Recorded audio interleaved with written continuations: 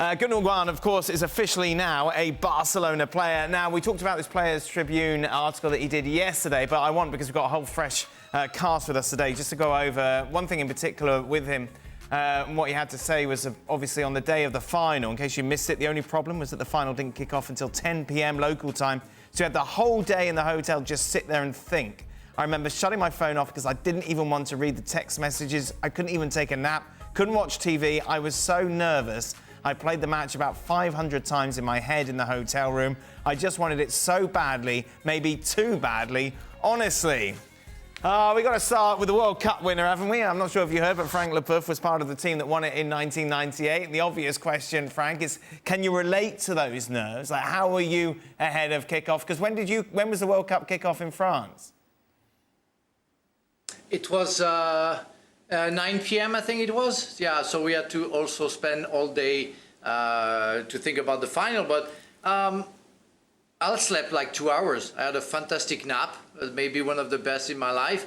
And I wasn't watching TV or reading newspapers or listening to radio because the only concern for the French media was the fact that Laurent Blanc couldn't play because he was suspended, and I had to replace him. So how could we win without Laurent Blanc? So because they didn't rely on me that much, you know, I preferred to switch everything off and think about my game, what I had to do, and knowing that my partners will try to help me. But I wasn't that nervous. I became nervous when we took the coach going to the Stade de France. I remember taking my pulse just arriving at the Stade de France, and I was 180 per minute, and I said, well, I really have to calm down. And then when I arrived in the dressing room, it was over. It was like every time when we have a game and we know what it's about. And it was over. And I was only very moved during the national anthem, and you had the Brazilians and everything. That was very, very strong. But as soon as the game started, I was in it. But no, I never felt that nervous. I don't know. I don't know. I'm very surprised that Gundogan, was somebody very calm, said that he played the games 500 times, that he was very nervous, that he couldn't nap. I read that, and I was surprised about that. Are you surprised that someone with such experience in the game would be like that? No, not really.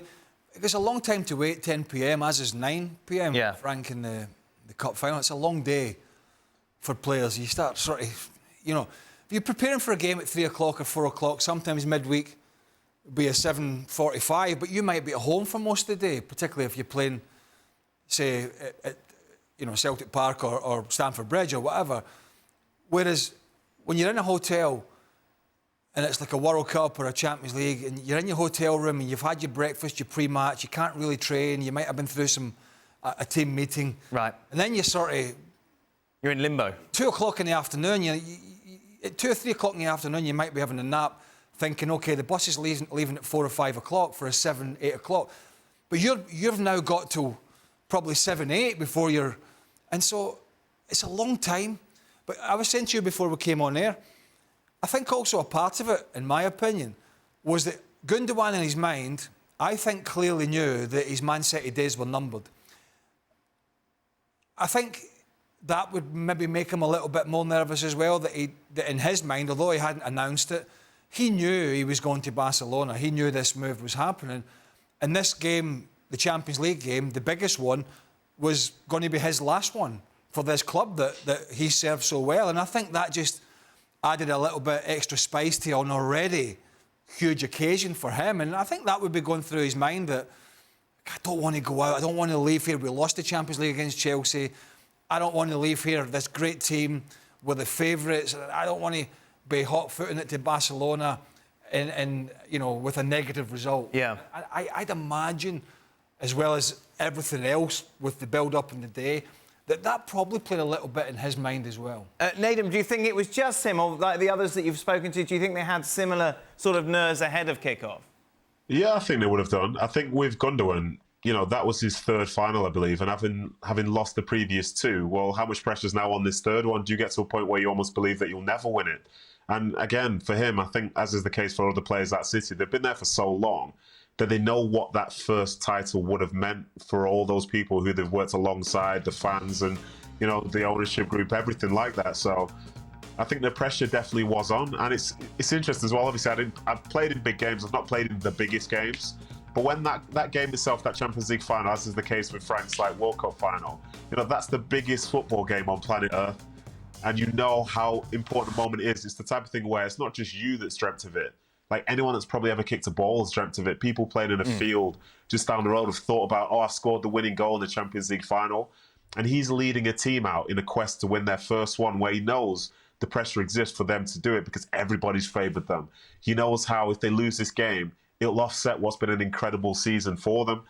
And the 10 o'clock kickoff, like, to put it in a different way, everything he said in his tribune about waiting to get to that point, like, that's what I was feeling as a sort of supporter of the football team. I was like, oh my God, what time is it? How's this game going to go? Are they going to win? Is it going to be this? Is it going to be that? But I think he's actually going to be out there on the field trying to face it and hope that, I think as is the case for most people who've played the game, hoping that you play well and your team wins, and that can bring you extreme joy, because you don't want to face that level of disappointment that it comes should you not manage to achieve that goal. But, you know, what an incredible servant for the club he was. And I think that sort of level-headed nature, but then still showing that level of passion. And just, you know, that the way he describes it is the way that we'd probably all feel if we were in his exact situation. And I think that's great, because it just shows he loves the game of football. We have so much more in common with these guys than we think sometimes. Frank, of the France team you were with, were there players that were more nervous than others? Could you feel it? Yes, but I was maybe the most nervous. Everybody seemed to be very calm. I was very much under pressure because, again, you know, people were thinking that because Laurent Blanc wasn't playing, that we kind of were, you know, without one of our leader, and I couldn't replace him the good way. And I remember saying to my ex-wife, you know what, if we don't win, we don't go back to France, we stay in England forever, because they're going to hate me forever. And but no, everybody, we had young players like Thierry Henry, David Trezeguet, Robert Pires, but they were substitute. But the guys on the field were pretty mature. It was between 26, 27 and 30, and they knew they were playing for big clubs. They knew exactly what they had to do, and they were very confident about the game. And well, in the morning I had a breakfast with Zinedine Zidane, and we were eating crepes, pancakes, together. And I never seen somebody so cool, that cool, that did it in the morning. And then we had a training session, and they came, Marcel Desailly, Lilian Thuram, they were coming, talking about Ronaldo. He said, Frank, don't worry, he's going to do this and that and that, and at a certain point you don't see the ball anymore, and he's gone. I said, well, thank you very much, just before the game, that's very nice of you guys. But, I don't know, I was there, I was already there, I was, like the others, already in the game, and so confident about the value and the power of the team that we weren't scared. We knew maybe somehow that it was for us. I saw that movie with Ronaldo up close. But I stayed away from it in the opening game of the World Cup. Oh, yeah. Oh, my God. I mean, slightly different subject. I've never seen anything like it. I mean, I remember looking over to the left-hand side where I was playing right wing-back. I mean, I had my hands full anyway because Roberto Carlos was playing left back for Brazil. But I remember every time Ronaldo picked it up on the other side, before I knew it, he'd skinned 3 of our defenders, and this Jim Leighton was diving across his goal. I mean, it was just incredible. Did you have nerves? Like, when were the nerves worse for you? Like playing for Scotland, or like going for that Celtic title? Like, I think it was equal. Right. Going for the title it meant so much for the club and the supporters, because Rangers it was going to break a record that had stood for, I don't know, 40 years in Glasgow between the big two. So there was a lot riding on it. It wasn't just about us. I suppose Scotland the same. I don't know, it's kind of equal. Frank mentioned it, when you're driving, and it was the same stadium, it wasn't the World Cup final, obviously, it was the opening game, the opening ceremony. Scotland-Brazil, but it's when you're driving, it's when you come out of the hotel and you're driving up to a huge stadium like that, and you're the first team to be playing in the '98 World Cup, you know that the audience around the world is going to be humongous. And then as you get towards the stadium, within a mile and a half, it is streaming with thousands of supporters, and that's when it kind of hits you. And you know, our boss was quite relaxed. And listen, no player really, experienced player, wants to sit in the dressing room and go, I'm nervous. But you know, I think, you know, we had a lot of experience, like Frank was saying, experience in the French team. But you know, you've got a few butterflies about, you know, make sure I play well, make sure you don't do this. But as you know, I told you a story about the Scotland-England double-header. Yeah. To qualify for the European Championships in 2000. It was one of the biggest games ever between Scotland and England, and that's a huge rivalry. And Paul Ritchie, who was playing for Hearts, wasn't a particularly experienced international player at that point, but he'd been selected to do a marking job on David Beckham. And on the bus trip from the Marine Highland Hotel in Troon to Glasgow Hampden Park, it was about an hour, and he just lost it on the trip. The whole enormity of what was going to be in front of him. That Sky Sports had a countdown clock for the last 3 months, that everybody in Britain was going to be watching, and that it was one of the... Just hit him. It hit him. And he was off into that little cubicle on the bus, and I think he was making himself ill. I mean, he was okay to play, and he played fine. But the nerves, and I think depending on your age and your experience, you're always going to be a little apprehensive in a huge game. But I think when you're maybe 22, 23, and if you're playing for your country and you maybe only got a handful of caps, man, these things can hit you. So that's why, as Nedum was saying, it is to the mere mortals that play the game at amateur level or lower league or whatever and think it's only them that gets nervous. It's not. Right. It affects a lot of people in a different way. And listen, Gundogan can feel good about himself because he clearly wasn't the only one in the Man City side that was feeling a few nerves. No, and that showed in their performance in the final, obviously. didn't it? Nedum, it was interesting also in the article you're talking about how this team bonded more than they ever had, with everybody coming together. Stevie talked about it yesterday, like when they have that success at Liverpool, it just takes one little thing, one little thread for everything start to unravel. Is there any concern that maybe Gundogan leaving could be that thread? No, I wouldn't say so. I think he's going to be somebody that's going to be missed by those players. But it's not just him that leads it. I think that's one of the best things about those guys in there. There are lots of people who've been there for a long time. You know, the identity and the characters set at the football club, and he formed a big part of that. But I know from speaking with, say, the likes of Kyle Walker, that, you know, there's certain influences that he's got now, which came from when he was playing with Vincent Kompany, for example. So there is an identity that does exist there, and things can be carried on from that point. And it will be a huge miss on and off the field. But the club isn't going to fundamentally change. I think that's where perhaps some teams do go wrong, whereby one pillar is the most important thing, and as soon as that goes, everything falls apart. But I don't see it with this group of players. I think in his piece, he was very good at describing how it all works. The joy he gets from, say, doing those rondos, and Ruben Dias saying what he's saying, the stuff about Jack Grealish, him being close to like Stefan Ortega. He didn't need to mention Stefan Ortega, but that's somebody who, from the outside, we don't perceive to have any real value. But look how valuable he was to the captain of the football club. And I think when they have that sort of environment, I think that's key. And that's one of the reasons why, you know, you can never really count them out. Because even throughout the season, we said something's wrong. But then lo and behold, I think the thing that might have been wrong might have been the issue with Cancelo for not playing in January. And then addition through subtraction, the culture remains exactly where it is. And they go on the run that they did and finish the season, you know, in a position where most people probably didn't think they would. Let me put it another way. Let's look at it in a bigger picture. Down the spine of the team. They lost. They had to change or replace one of the most influential leaders in the club's history, in Vincent Kompany. They did. They had to replace one of the most consistent and talented performers in David Silva. They did.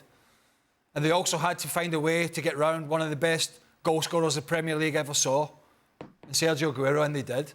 And so, yeah, the finances help, but this club, this recruitment at this club, and more importantly, this manager, I've already shown that, you know, with Raheem Sterling leaving, but more importantly, those players I mentioned, that generally there's a reason they let people go and there's a contingency plan. And so, although I talked earlier in the show about Gundogan's goals, they've found a way, haven't they? Mm-hmm. Those players that I mentioned there, those three players, they're huge, absolutely huge.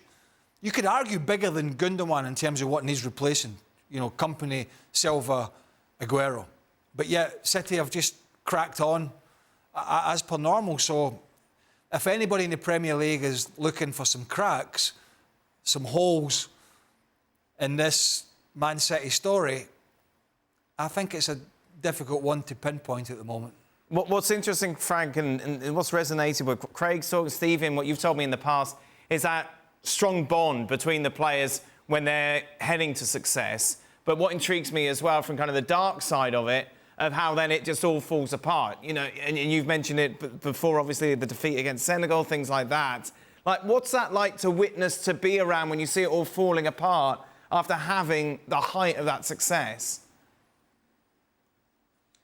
Well, it's sad first. It's something you cannot control because it's you are facing human beings, and a relationship between players can break up at some point because they have arguments and everything, and there is a cycle in football. It goes in your way, you know, in your personal career between 5 years, and also for a team. You know, we won everything with France.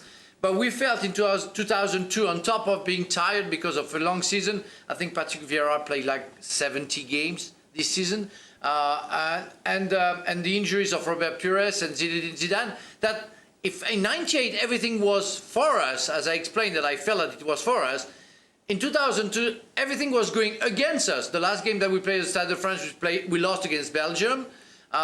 We were nowhere near it. We went to Korea and Japan. We had to play against Korea. We won the last second against Korea, but we were completely tired.